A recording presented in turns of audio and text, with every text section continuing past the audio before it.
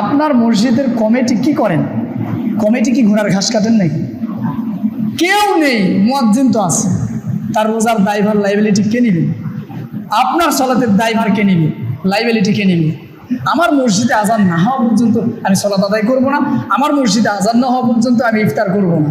সর্বশেষ আপনার কাছে একটি প্রশ্ন, আজকে 22/9/2023 সে আপনার মসজিদে আসরের সালাত 4:45 দেওয়া আছে, অথবা 4:30 দেওয়া আছে, অথবা ধরে নেন মসজিদে কোনো মুসল্লি আসে না, শুধু মুয়াজ্জিন। চিন্তা করতেছে আমি ছাড়া তো কেউ নেই। অনেক মসজিদ আছে এরকম, আপনাদের এখানে কি হয় জানি না, শুধু মুয়াজ্জিন, আমি যখন খুশি তখন আজান দিব, 4:30 4:45 আজান দিব, সালাত আদায় করব। আজকের দিনে আজান দিলেন এই সময়, এমনও মুরব্বী মহিলা আছেন যারা বাড়িতে সালাত আদায় করেন, এমনও অসুস্থ মুরব্বী আছেন যারা বাড়িতে সালাত আদায় করেন। তারা ভাবছেন আমার মসজিদে আজান না হওয়া পর্যন্ত আমি সালাত আদায় করব না, আমার মসজিদে আজান না হওয়া পর্যন্ত আমি ইফতার করব না। ভাবছেন তো, এমন লোক আছে তো, আছে না? আপনি যে লেটে আজান দিচ্ছেন, আপনার মসজিদের কমিটি কি করেন? ডোন্ট মাইন্ড, কেউ মাইন্ড করবেন না। কমিটি কি ঘোড়ার ঘাস কাটেন? কেন এই লেটে আজান হবে? আমি যে মসজিদের মুসল্লি, আমার মসজিদে এটা হয়, অন্য মসজিদের কথা বাদ। কমিটি কি ঘোড়ার ঘাস কাটেন নাকি? কেউ নেই, মুয়াজ্জিন তো আছে, আজান তো হতে হবে।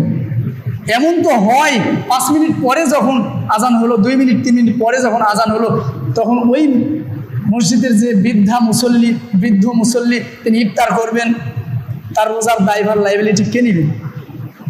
কে নেবেন? মসজিদ কমিটি নেবেন কি? আপনি নেবেন? নেবেন না। অথচ আপনি ঠিকই দিয়ে রাখছেন দায়িত্ব, আপনি ঠিকই দায়িত্ব দিয়ে রাখছেন। আজকের দিনে এই সময়ের আগে যদি কোনো ব্যক্তি মৃত্যুবরণ করেন,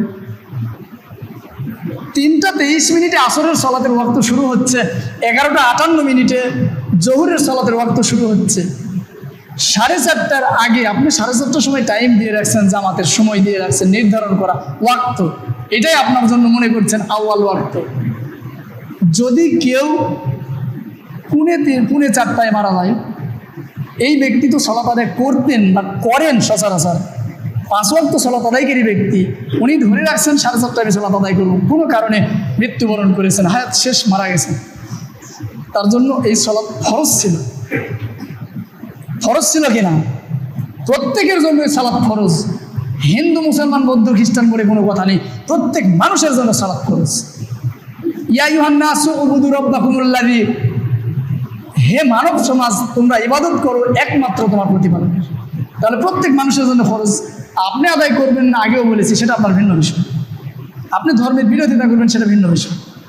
কিন্তু আপনি সালাত আদায়কারী ব্যক্তি, আমি আজান দিচ্ছি 4:30, জামাত হবে 4:45, আপনার সালাতের দায়ভার কে নেবে? লাইবিলিটি কে নেবে? প্রশ্ন আপনাদের কাছে। যদি লাইবিলিটি আপনি নিতে পারেন তাহলে এই সময় নির্ধারণ করে থাকেন, আর যদি না নিতে পারেন আজকের দিনে মিনিমাম আপনি আগাতে পারবেন না, আমরা অভ্যস্ত এই সময় অল্প করে আগান। 1:15 আপনার এখানে জামাত দেওয়া আছে, আজকে 1টাই করেন অথবা 1:45 করেন, পর্যায়ক্রমে 1 বছর 2 বছর। আজকে আমার কথা আপনার কাছে খুবই খারাপ লাগতে পারে, হুজুর কি বলে এসব, জীবনে শুনিনি, খুব কঠোর লাগতেছে, খারাপ ভাবতেছেন।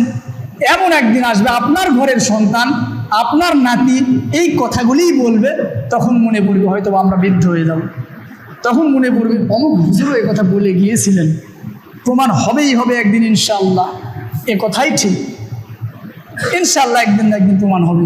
সুতরাং আমরা কারো সালাতের দায়ভার নিতে পারবো না, সঠিক সময়ে সালাত আদায় করতে আমরা বাধ্য। আমি ব্যস্ত আছি, সালাত আদায় করতে পারবো না, এটা ভিন্ন বিষয়, আমি পরে করে নিই। আমার জন্য তো অপশান দিয়েই রেখেছেন।